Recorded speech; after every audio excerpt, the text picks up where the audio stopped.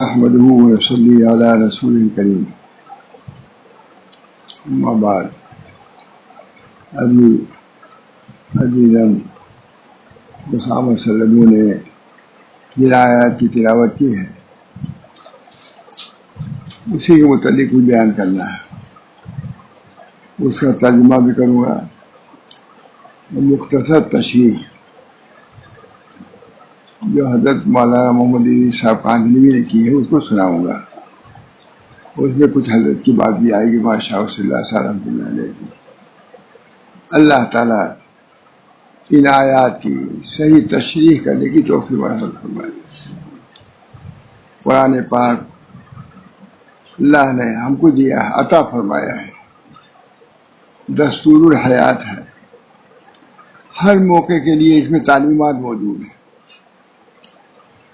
تسلی کے بھی مضامین ہیں، تعلیم کے بھی ہیں، تربیت کی بھی ہیں، انذار بھی اس کے اندر ہے، تفسیر بھی اس کے اندر ہے، جنت کا بھی بیان ہے، دوزخ کا بھی بیان ہے.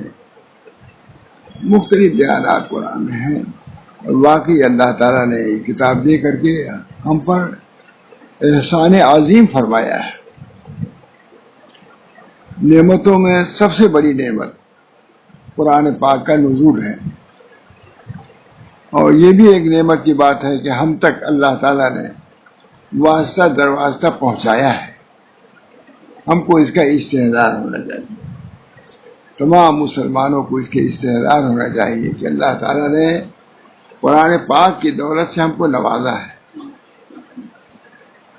خواہ مسلمان امریکہ کے ہوں، لندن کے ہوں، عرب کے ہوں، ان کو اس کا ہر وقت انتظار ہونا چاہیے کہ نبی اکرم صلی اللہ علیہ وسلم تو موجود نہیں ہے، لیکن کہ آپ کا معجزہ قرآن پاک موجود ہے. اس بنا پر اس کی قدر ہونی چاہیے، تلاوت کے ذریعے سے قدر ہو، تفہیم اور تشریح اور تفسیر کے ذریعے سے اس کی قدر ہونی چاہیے. اللہ تعالیٰ ہم سب کو اس کی توفیق برکت فرمائے. اللہ کا شکر ہے، فضل و احسان ہے کہ آج ہم کو اپنی مسجد میں نماز جمعہ ادا کرنے کی توفیق ہوئی. اتنے دنوں میں معلوم کیا سے کیا ہو سکتا تھا. میں اللہ کا شکر ادا کرتا ہوں کہ اس درمیان میں وہ وفات نہیں ہوئی، موت نہیں ہوئی. مجھے بہت خیال رہتا تھا کہ مسجد بنوائی گئی، ہم اس مسجد سے معلوم ہیں، مسجد حاضر نہیں ہو سکتی. آج اللہ تعالیٰ نے اتنے مہینوں کے بعد جمعہ کی نماز ادا کرنے کی یہاں توفیق ملی، اس کا شکر ادا ہونا چاہیے. اللہ ایسی نوبت پھر کبھی نہ لائے، اللہ ایسی نوبت نہ کہ اپنی مسجد میں ہم نماز ادا کر سکیں. اللہ تعالیٰ اپنے فضل و کرم سے ایسی نوبت کبھی نہ آئے.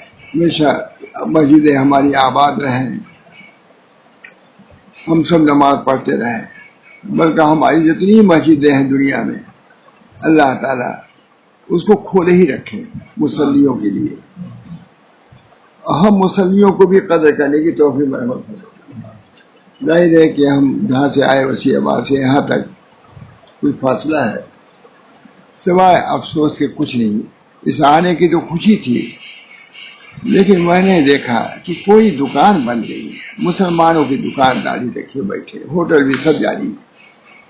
اس کی قدر ہونی چاہیے، قدر ہونی چاہیے.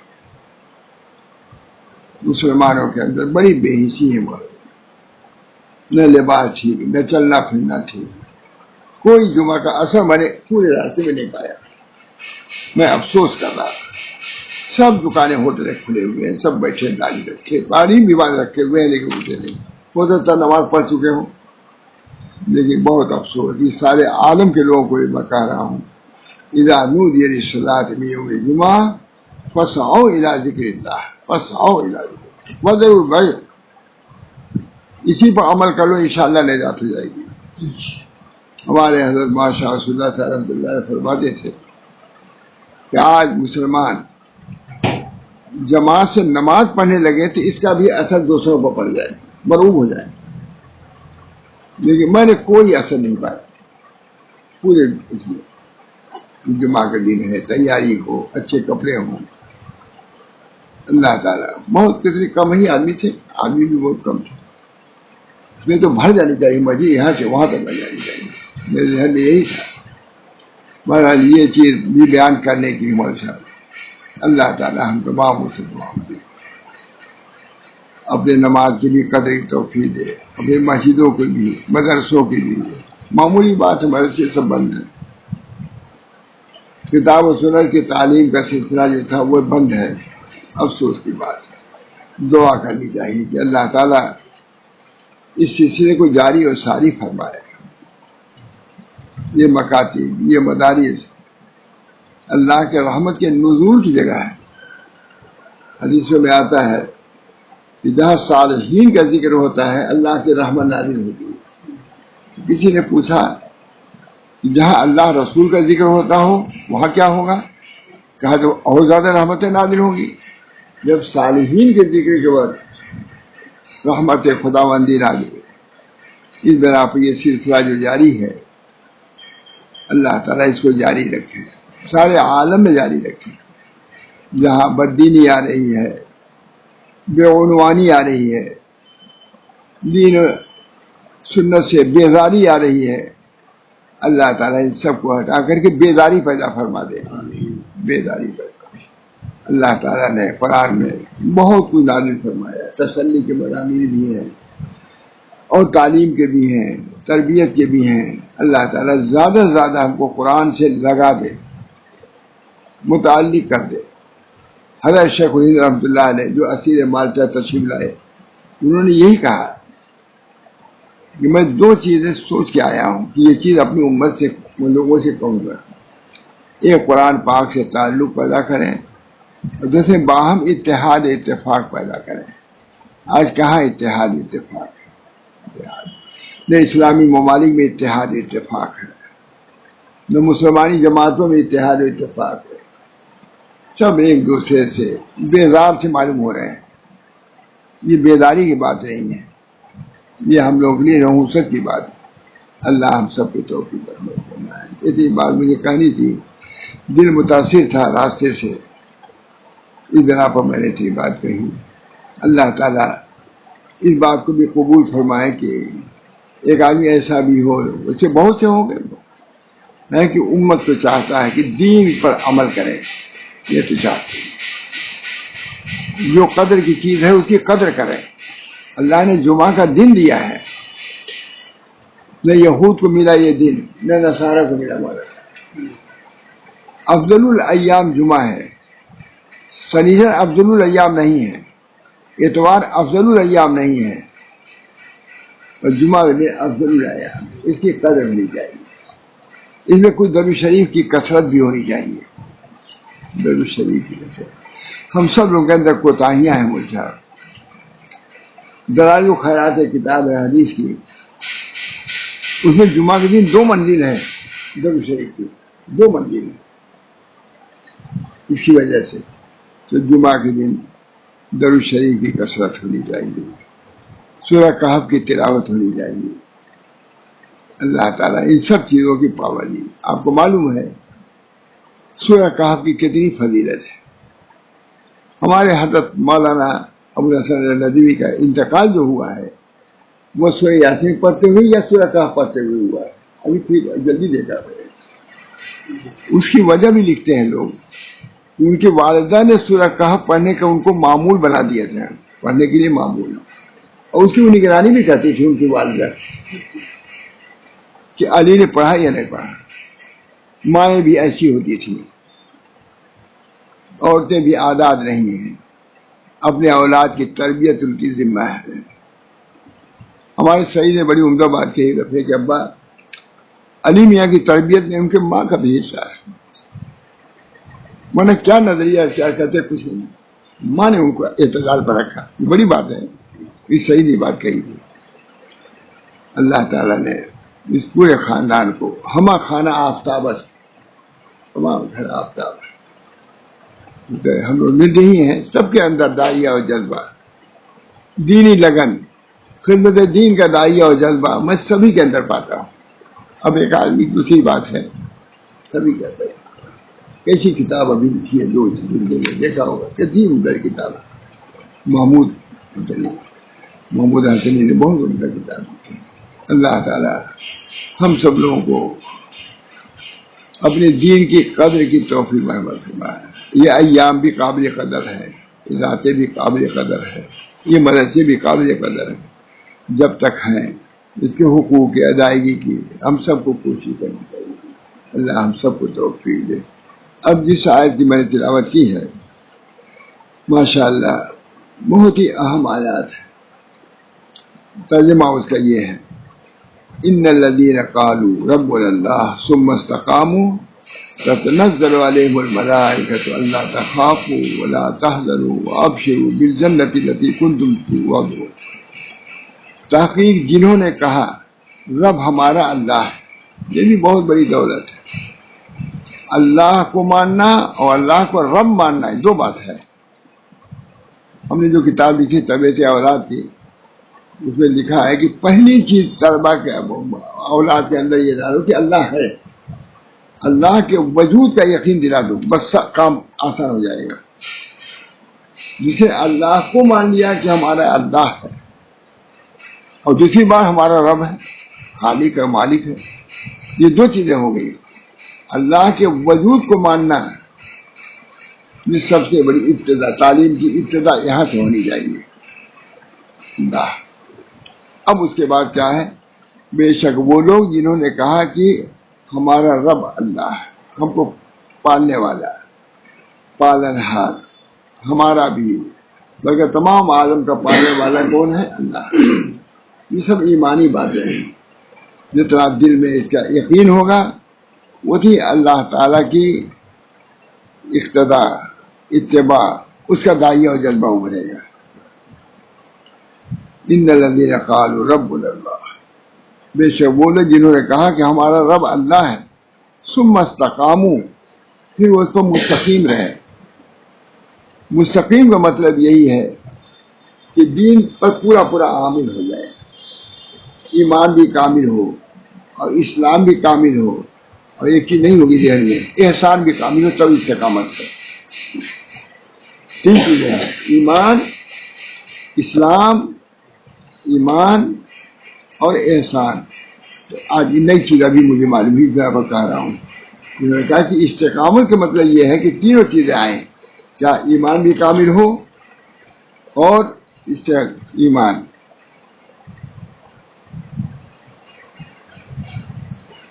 کہتے ہیں پھر وہ اسی پر مضبوطی سے جمے رہے اور صراط مستقیم پر استقامت کے ساتھ چلتے رہے اور مرتے دم تک اسی پہ کام رہے تو اس پر فرشتے اتریں گے.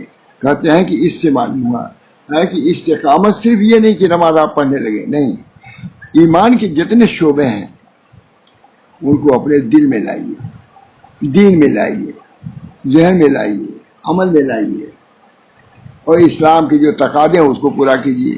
اور تیسری چیز یہ ہے کہ ان تعبد اللہ کا عمل کرتا ہے. اتنے پہ اکتفا نہ کیجیے بلکہ احسان میں بھی عام طور سے استقامت والے ہم لوگ بھی وہی بات، لیکن انہوں نے لکھا ہے کہ احسان کے مقام تک پہنچنا یہ استقامت میں لاتی ہے. نئی چیز ہے لکھا ہے. اللہ تعالی ہم سب لوگوں کو اس سے نواز دے، ایمان بھی دے، ربنا اللہ کہنے میں ہم صادق ہو جائیں. ہمارا رب اللہ ہے، یہ معمولی چیز نہیں ہے. ہمارا باپ فلاں ہے، مزہ آتا ہے، ہم فلاں کے لڑکے ہیں، ہم بھی کہیں کہ ہم اللہ کے بندے ہیں. اللہ جو رب العالمین اس کے ہم بندے ہیں، فخریہ طور پر کہیے. ہم کسی بت اس کے بندے نہیں ہیں، نہ سورج کے بندے ہیں نہ چاند کے، بلکہ ہم اللہ کے بندے ہیں. رب اللہ، ہمارا رب اللہ ہے. اللہ تعالیٰ ہم سب لوگوں کو بہت عمدہ. بے شک جن لوگوں نے اقرار کر لیا دل کی گہرائیوں سے کہ ہمارا رب اللہ ہے، اس کے سوا کوئی معبود و مولا نہیں. دیکھیے ترجمہ نہیں مانا ترجمہ،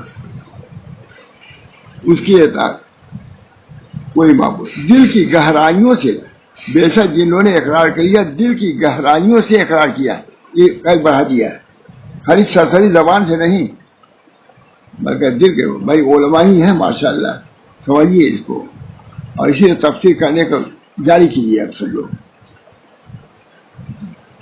زور دینے کی ضرورت ہے تھی. قرآن خود زوردار ہے، لیکن آپ کو بھی زور دینے کی ضرورت ہے، اپنے دل دماغ پر بھی اور دوسروں کے دل دماغ پر اثر ڈالیے. ہمارے حضرت ماشاء رسول اللہ صاحب اب کیا آتے ہیں، انہیں کی باتیں ہم کو یاد ہے. صرف قرآن پڑھتے چلے جاتے تھے، کچھ نہیں، میں ترجمہ جاننی بہاری میں نے لکھا دل پر. اس قرآن کے پڑھنے سے لوگوں پر اثر پڑ جاتا تھا، ترجمہ بھی نہیں. والی میں نے لکھا ہے ترجمہ بھی ہمارے دل میں. حضرت کیا یہ ہوا تھا، آپ نے کوئی سنے نہیں ہوگا، حضرت بہت بیان کرتا ہوں. اس زمانے میں 51 ضلع تھے یو پی میں، 51 یا 52 ضلع تھے کہ بھائی ہر ضلع میں ایک آدمی تلاوت حقیقی کرنے والا پیدا ہونا چاہیے، تب کام بنے گا. اس میں سے اس حقیق کو بھی رکھا تھا. حقیقی ہم سے تو کچھ ہوا نہیں بھائی، اور لوگوں سے تو ہوا ہوگا. اتنے لوگ اگر تلاوت حقیقی کرنے والے تو آفت دور ہو جائے گی. یہ سب چیز وہاں بہت تھی. قرآن پڑھتے ہی چلے آتے، ترجمہ بھی نہیں کرتے. قرآن سے کچھ شروع تھا، واقعی قرآن سے. اللہ تعالی ہم لوگوں کے اندر بھی وہ چیز پیدا فرمائے.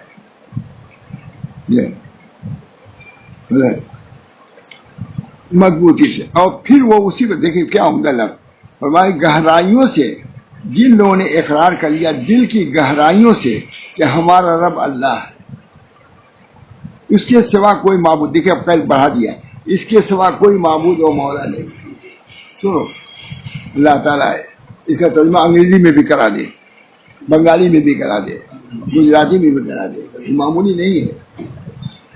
ہم کو بڑا مزہ ملتا ہے بھائی. ہم کو کچھ حاصل نہیں ہے، لیکن قرآن کے ترجمہ سے ہم کو بہت اچھا لگتا ہے. اس وقت ہم اخیر عمر ہماری ہے، زیادہ پوچھیے ترجمہ ہی وغیرہ دیکھ رہا ہوں میں، اور کوئی حدیث کی کتاب بھی نہیں دیکھ رہا ہوں. ان کا ہو جائے ان کا ہو جائے. ہمارا اس کے سوا کوئی معبود و مولا نہیں. ہمارا رب اللہ اتنے پہ نہیں چھوڑا، بلکہ کہا کیا مطلب کہ اس کے سوا کوئی معبود و مولا نہیں.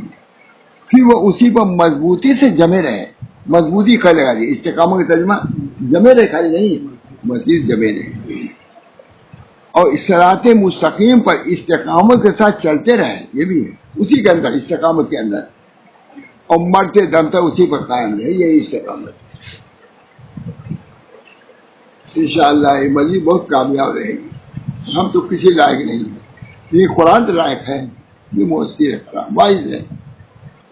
قرآن لیتے تھے حضرت، اس سے بڑھ کے کوئی واعظ ہے؟ یہ ان کا خاص دستور تھا، اس سے بڑھ کے کوئی واعظ نہیں. اور حدیث بعد ہوئی، اب بتاؤ کس پر ایمان لاؤ گے؟ یہ کہتے رہتے تھے.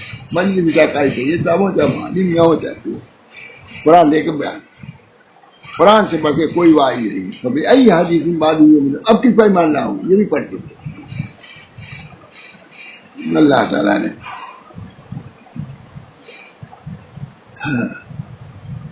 اس میں چلتے رہے اور مرتے دم تک اسی پر قائم رہے. تو اس پر فرشتے اتریں گے، فرشتے اتریں گے. اللہ کا پیغام کیا لے کے اتریں گے؟ اللہ کا پیغام رحمت و بشارت لے کے اتریں گے. کیا لگا دیا یہاں کا نام ہے بشارت کیا اللہ یہ ہے مفسر ہے. اللہ کا پیغام رحمت و بشارت لے کر آئیں کہ تم نہ ڈرو. یہ رحمت اس کی تصحیح کر دیا. نہ ڈرو صرف نہیں، وہاں تو صرف خدا نے نہ ڈرو کہا ہے، لیکن کیا لکھا ہے کہ اللہ کا پیغام رحمت و بشارت لے کر کہ تم نہ ڈرو اور نہ غم کرو. کیا ہوگا؟ استقامت ہوگی. استقامت کا پھل دنیا میں ملے گا. آپ فرشتوں کو نہ دیکھیں لیکن قلب میں اطمینان محسوس ہوگا. الا بذکر اللہ تطمئن القلوب. امام غزالی نے لکھا ہے کہ وضو کرو تو وضو کے بعد تم کو طمانینہ نصیب آئے گی. ذکر تو چھوڑو. تم نہ ڈرو اور نہ غم کرو. اللہ کی عنایت اور رحمت سے تم دنیا میں بھی ہر اندیشے سے معمون ہو اور ہر فکر و غم سے محفوظ ہو گئے. ڈرو نہیں، تم نہ ڈرو اور نہ غم کرو. اللہ کی عنایت اور رحمت سے تم دنیا میں بھی ہر اندیشے سے معمون، نہ ڈرنے کی کیا بات ہے، اور ہر فکر و غم سے محفوظ رہو گے. معلوم یہ فرشتے آگے تم سے کہیں گے، بشارت دیں گے. اور اس دنیاوی زندگی کے بعد، یہ تو دنیا میں ہے، ہر پیسے کہتے ہیں لا تخافوا تتنزل علیہم الملائکہ اللہ تخافوا ولا تحزنوا وابشروا بالجنۃ التي کنتم توعدون. دنیا میں دیا کہ نہ ڈرو اور غم نہ کھاؤ، اور آخرت میں کیا ملے گا؟ یہ بشارت ملے گی، جنت ڈرو اور نہ غم کرو. اللہ کی عنایت اور رحمت سے تم دنیا میں بھی ہر اندیشہ سے معمون اور ہر فکر و غم سے محفوظ ہوگے. اور اس دنیاوی زندگی کے بعد آخرت میں خوشخبری سن لو اس جنت کی جس کو تم سے وعدہ کیا جاتا ہے، جس سے تم کو آگے دنیا میں بھی ڈرنا نہیں ہے، خوف زدہ نہیں ہے. اور آخرت کی کیا ہے؟ آخرت میں بچائے جس کی جنت کی، اس جنت کی جس کا تم سے وعدہ کیا جاتا ہے. ہم تمہارے ولی و سرپرست اور رفیق ہیں. اللہ فرما رہا ہے نحن اولیاؤکم، ہم تمہارے ولی سرپرست اور رفیق. کا ترجمہ اولیاء کا ترجمہ کیا، ہم تمہارے ولی سرپرست اور نیک کام کی توفیق رفیق ہیں دنیا کی زندگی میں اور آخرت میں بھی. چنانچہ اس ولایت اور رفاقت کا یہ اثر تھا کہ اہل ایمان کو طاعت اور نیک کام کی توفیق اور مصائب اور شرائط پر سب ایمان و تقوی پر استقامت نصیب ہوئی. اللہ ولی ہے، ہر جگہ وہ کام آئے اللہ سے، اور اسی پر خاتمہ ہوا. اور تمہارے واسطے اے ایمان اور تقوی والو ہر وہ نعمت ہوگی جس کے تمہارے دل چاہیں گے. اور تمہارے واسطے اے ایمان و تقوی والو ہر وہ نعمت ہوگی جس کے واسطے تمہارے دل چاہیں گے. ہمارے چاہنے پر تم نے عمل کیا، اب تمہارے دل چاہنے پر ہمارا عمل ہوا. تھوڑی ہمارے چاہنے پر تم نے استقامت اختیار کیا، نماز روزے کی پابندی کیا، شرائط کو برداشت کیا، مصیبتوں کو برداشت کیا، سب تو کیا. تو ہم کچھ نہیں کریں گے کیا؟ جب تم کر رہے ہو مجبور ہو کر کے تو ہم تو قادر ہیں. اب سنو کیا ہم دیں گے تم کو. اور تمہارے واسطے ہر وہ چیز ہوگی جو طلب کرو گی، جو مانگو ہم دیں گے. ہمارے کہنے کے مطابق تم نے عمل کیا، اب ہم تمہارے چاہنے کے مطابق دیں گے جو کچھ ہے. یہ سب کچھ بطور مہمانی اور اکرام کے ہوگا. وَلَكُمْ فِيهَا مَا تَشْتَهِي أَنفُسُكُمْ وَلَكُمْ فِيهَا مَا تَدْعُونَ نَحْنُ أَوْلِيَاؤُكُمْ فِي الْحَيَاةِ الدُّنْيَا وَفِي الْآخِرَةِ وَلَكُمْ فِيهَا مَا تَشْتَهِي أَنفُسُكُمْ وَلَكُمْ فِيهَا مَا تَدْعُونَ. جنت ہوگی تو کیا ہوگا؟ حیات دنیا، تمہارے لیے ہر وہ چیز ہوگی جو تم چاہو گے. وَلَكُمْ فِيهَا مَا تَدْعُونَ، اور تم کو وہاں ہے جو منگواؤ، جو چاہو گے وہی ملے گا. میں یہی کہتا ہوں کہ تم نے چاہا، ہمارے چاہنے کے مطابق دنیا میں کام کیا، اب تم جو چاہو گے ملے گا. جس پھل کو چاہو گے ملے گا، جس پھول کو چاہو ملے گا. جو نعمتیں جن کا تصور بھی نہیں ہے وہ تم کو ملے گا. اللہ تعالیٰ ہم سب کو. ایک آدمی پرمذاق تھے، کسی نے کہا کہ قرآن صحیح میں آیا وَلَكُمْ فِيهَا مَا تَشْتَهِي أَنفُسُكُمْ، کہ کیا حقہ بھی وہاں ملے گا؟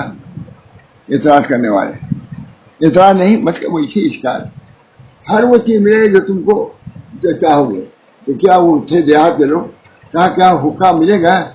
تو ہمارے حضرت کے بھائی چھوٹے تھے، بھائی چچا رفیع اللہ خان، بڑے زیرک کے لوگ. حضرت کے سب بھائی بھی ویسے زیرک تھے، بہت زیادہ اور چرب زبان اور حاوی جواب. کہا ہاں میری تھا حقہ، لیکن دوزخ میں جائے پڑی آگ لینے کے لیے تو جانا پڑے. کہاں ایسے سال بہت لطف لے کے بیان کرتے رہتے ملے گا. وَلَكُمْ فِيهَا، جو چاہو ملے گا. تو انہوں نے کہا کہ کیا حقہ بھی ملے گا؟ کہا ہاں ملے گا، مگر آگ لینے کے لیے دوزخ میں جانا پڑے گا. بڑے چوپ کیا مَا تَشْتَهِي أَنفُسُكُمْ وَلَكُمْ فِيهَا مَا تَدْعُونَ. کیا عمدہ ہے، جو چاہے تمہارے، اور تم کو وہاں سے جو منگواؤ. مہمانی اور بخشنے والے مہمان کیا دیکھیں جو تفصیل لکھ رہے ہیں. اور اگر بہت عمدہ مزہ ہم تمہارے ولی اور سرپرست اور رفیق ہیں دنیا کی زندگی میں اور آخرت میں بھی. چنانچہ اسی ولایت اور رفاقت کی اثر تھا کہ اہل ایمان کو طاعت اور نیک کام کی توفیق اور مصائب و شرائط پر صبر، ایمان اور تقوی پر استقامت نصیب ہوئی۔ یہ جو صبر کیا انہوں نے، یہ بھی اللہ کی عنایت سے ہوا، ورنہ ایسی پریشانیاں صحابہ پائیں کوئی تصور نہیں کر سکتا۔ ایسی پریشانی آنکھ پر لٹا دیتے تھے، اب اس کو نہیں بدلاتے۔ کہتے ہیں وہ جو صبر ہوا وہ اللہ تعالیٰ کی عنایت سے ہوا، یہ لکھ رہے ہیں۔ نواز وہ نہیں بلکہ جو مصائب آئے وہ اللہ تعالیٰ کی عنایت سے تم نے برداشت کیا ہے، اب ہم عنایت سے نوازیں گے۔ بہت مجھے کہہ نہیں پا رہا ہوں۔ چنانچہ اسی ولایت اور رفاقت کا اثر تھا کہ اہل ایمان کو طاعت اور نیک کام کی توفیق اور مصائب و شرائط پر صبر اور ایمان و تقوی پر استقامت نصیب ہوئی۔ آج جو مصائب آ رہے ہیں، جو کچھ برداشت ہو رہا ہے، یہ بھی اللہ کی نعمت ہی ہے۔ لوگ کہہ رہے ہیں کہ مسلمانوں نے کمال کیا، صبر اور استقامت لکھنا دیا اس میں، جو کہا حکومت نے کیا، جو کہا یہ صبر استقامت ہی ہے، اللہ نے توفیق دیا، ورنہ معلوم کیا سے کیا ہو جاتا ہے۔ آج یہ اللہ تعالیٰ کا شکر ہے کہ مسلمان صبر اور استقامت ہی سے کام لے رہے ہیں۔ کاش کہ اور آگے بڑھتے تھے، پھر تو اللہ کی نعمت ہے، بالکل العموم میں آ جاتی۔ اہل ایمان کو طاعت اور توفیق اور مصائب اور شرائط پر صبر اور ایمان اور تقوی پر استقامت نصیب ہوئی، اور اسی پر خاتمہ ہوا صحابہ کا۔ اور تمہارے واسطے اے ایمان والے تقوی والو، یہ سب ہم مخاطب، صرف صحابہ نہیں ہیں، قیامت تک یہ سب مسلمان اس سے مخاطب ہیں۔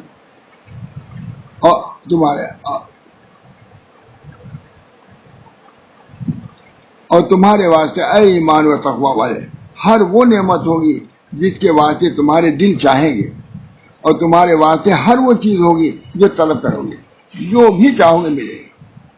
یہ سب بطور مہمانی اور اکرام کا ہوگا۔ مہمانی اور اکرام، مہمانی اور اکرام، ہماری مہمانی ہوگی، ہم بندوں کی مہمانی ہوگی۔ اللہ کہہ رہا ہے،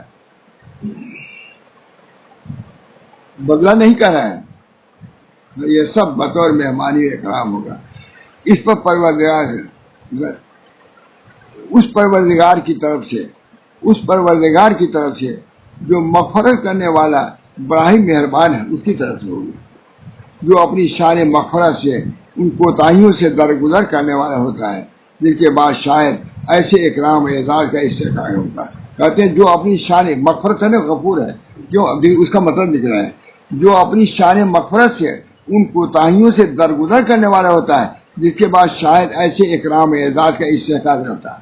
غفور اگر نہ ہوتا تو یہ اعزاز نہیں ملتا، کیونکہ اسے مغفرت کیا تو ہمارے گناہوں کو اس بنا پہ نعمتیں مل رہی بطور اکرام۔ بہت عزت ہے، جتنا غور کیجیے مجھ صاحب، بہت ہمارے علماء نے جو ترجمہ کیا ہے بہت سمجھ۔ جو اپنی شان غفور ہے نا، کیونکہ غفور کا لفظ ہے ندرت میں غفور رحیم، مہمانی اس بخشنے والے مہربان سے، تو اب غفور یہاں کیوں لے آئے؟ کہتے ہیں غفور اس بنا پہ لے آئے کہ ہماری کوتاہیوں کو معاف کیا، تب اللہ تعالیٰ دے رہا ہے معاف۔ کہتے ہیں جن کے بعد شاید ایسے اکرام و اعزاز کا استحقاق ہوتا، کیونکہ وہ بڑا ہی مہربان ہے، اپنی شان رحیمی سے بندوں کے قلیل وہ حقیر کو ایسے بلند پایا انعامات۔ غفور ہونے کے بعد بنیاد پر تو معاف کیا، اور رحیم ہونے کے بعد نعمتوں سے نوازا ہے۔ بہت مہربان، جو اپنی شان مغفرت سے ان کوتاہیوں سے درگزر کرنے والا ہوتا ہے، جن کے بعد شاید ایسے اکرام اعزاز کا استحقاق نہ ہوتا، اور بڑا ہی مہربان ہے کہ اپنے شان رحیمی سے بندوں کے قلیل و حقیر پر ایسے بلند پایا انعامات سے نوازتا ہے۔ اب یہ چیزیں مستحضر ہوں تو اس زمانے میں ہمارے لیے کچھ تھوڑا سا تسلی کے اسباب ہے کہ نہیں؟ ہم بھی اسی زمرے سے ہیں۔ اب اس کے بعد شاہ ولی اللہ صاحب کی بات جو لکھی ہے میں اس کو سناتا ہوں۔ فرمایا، امام غزالی نے بیان کیا ہے کہ صراط مستقیم اور شریعت کے راستے پر استقامت جہنم پر قائم کردہ پل صاحب پر گزرنے سے زیادہ شدید۔ یہ بات شاہ ولی اللہ صاحب بیان کرتے ہیں، یہ شاہ ولی اللہ صاحب کی بات ہے۔ امام غزالی نے، یہ امام غزالی کہتے ہیں، امام غزالی نے بیان کیا ہے صراط مستقیم یعنی شریعت کے راستے پر استقامت جہنم میں قائم کردہ پل پر گزرنے سے زیادہ شدید ہے۔ یہ استقامت اتنی بڑی چیز ہے جس کی بنا پر حضور صلی اللہ علیہ وسلم بوڑھے ہو گئے، تو وہ کیا ہے؟ وہ استقامت کوئی بات تھی تب تو بوڑھے ہوئے حضور صلی اللہ علیہ وسلم، بات تو پھر معلوم ہوا کہ استقامت کی دعا بھی کرتے رہنا چاہیے۔ اور فرمایا حقیقت یہ ہے کہ یہاں صراط مستقیم پر استقامت اور وہاں آخرت میں صراط جہنم پر سے گزرنا بال سے زیادہ باریک اور تلوار کے دھار سے زیادہ تیز ہے۔ یہ حضرت فرماتی، یہ لفظ ہے، دیکھا ہوگا یہ جو بھی بات کہتے تھے کہ وہاں پل صراط سے گزرنا بال سے زیادہ باریک، تلوار زیادہ تیز ہے۔ آج وہ منت مجھے خوشی ہوئی، یہ لفظ حضرت فرماتے تھے۔ اور حقیقت یہ ہے یہاں صراط مستقیم پر استقامت اور وہاں آخرت میں صراط جہنم پر سے گزرنا، دنیا میں تو صراط مستقیم چلنا اور وہاں جہنم کے صراط میں سے گزرنا، دونوں جیسے یہ مشکل جیسے وہ، بلکہ اس سے مشکل یہ ہے یہاں والا، یہ کہہ رہے ہیں یہاں صراط مستقیم پر اقامت اور وہاں آخرت میں صراط جہنم پر سے گزرنا بال سے زیادہ باریک اور تلوار کی دھار سے زیادہ تیز ہے۔ مرتبہ استقامت کی اس عظمت کے باعث ہر نماز میں سورہ فاتحہ کی قرات کا حکم فرمایا گیا ہے، تاکہ صراط مستقیم پر استقامت کی درخواست بارگاہ خداوندی میں پیش کی جاتی رہے۔ اس لیے صراط مستقیم یہ استقامتی کی دعا ہے، اس بنا پر اللہ تعالیٰ سے استقامت کی دعا کرتے رہنا چاہیے، اور استقامت کا جو مفہوم بیان کیا ہے اس کو پیش نظر رکھنا چاہیے، تاکہ اللہ تعالیٰ ہر موقع پر ہم کو نوازیں اور ان بشارتوں سے ہم سب لوگوں کو مشرف فرماتے رہیں۔ میں نے لکھ دیا بس اے مسلمانوں دل سے استقامت اور ہدایت کی دعا کیا کرو، میں نے لکھ دیا یہاں پر اے مسلمانوں دل سے استقامت و ہدایت کی دعا کرے، اللہ ہم سب کو اس کی توفیق مرحمت فرمائے، آمین یا رب العالمین۔ بہرحال یہ آیت جو ہے بہت ہی اہم آیات ہیں، اس میں اللہ تعالیٰ نے صالحین کی جزاؤں کو بیان فرمایا ہے۔ شیخ عبدالحق محدث دہلوی نے شیخ فرید جو بہت بڑے شاہجہاں وزیر تھے کہا کہ اعمال کی جزاؤں کو پیش نظر رکھو، یہ اعمال کی جزاؤں کو پیش نظر رکھنے کے لیے میں نے سنا ہے کہ اعمال تو ہیں لیکن یہ جزائیں بھی ملیں گی، اللہ تعالیٰ ان جزاؤں پر بھی ایمان ہم عطا فرمائیں، اعمال کرنے کی ہمت عطا فرمائیں اور ان جزاؤں کو مستحضر رکھنے کی توفیق مرحمت فرمائیں۔ ظاہر ہے کہ جب جزائیں مستحضر ہوں گی تو عمل کرنا آسان ہو جائے گا۔ اس بنا پر شیخ عبدالحق محدث دہلوی نے اس وزیر کو لکھا، فرید شیخ وزیر، کہ عجزیہ کو خیال رکھو، پاداش عمل، یہ لفظ ہے پاداش عمل کو خیال رکھو، وزیر کو پیچھے کیا، اخلاص عمل کا خیال رکھو، ظاہر و باطن میں توافق پیدا کرو، اور تیسری چیز ہے پاداش عمل، جب پاداش عمل سامنے ہوں گے تو انشاءاللہ الذی عمل کرنا آسان ہو جائے گا۔ بہرحال وقت تو ہو گیا ہوگا، دعا کیجیے اللہ تعالیٰ سے یہ سلسلہ جو جاری ہے باقی رہے، بہت سے اس کو پسند بھی کر رہے ہیں، اللہ تعالیٰ مجھے بھی ایسی توفیق دے کہ جس کی وجہ سے لوگوں کو اعمال کی طرف داعیہ اور جذبہ پیدا ہو اور اپنی اصلاح کی فکر پیدا ہو، اور اس زمانے جو تعلیم ہونی چاہیے اللہ تعالیٰ میری زبان سے وہی جاری و ساری فرمائے۔ دعا کیجیے گا۔ اللہم صلی علی سیدنا محمد صلی اللہ علیہ وسلم، اللہم صلی علی ربنا آتنا فی الدنیا حسنہ فی الآخرۃ حسنہ وقنا عذاب النار، اللہم اہدنا وسددنا، اللہم اہدنا وسددنا، اللہم اہدنا وسددنا، اللہم انی اسألک الہدی والتقی والعفاف والغنی، اللہم اصلح امت محمد صلی اللہ علیہ وسلم، اللہم ارحم امت محمد صلی اللہ علیہ وسلم، اللہم فرج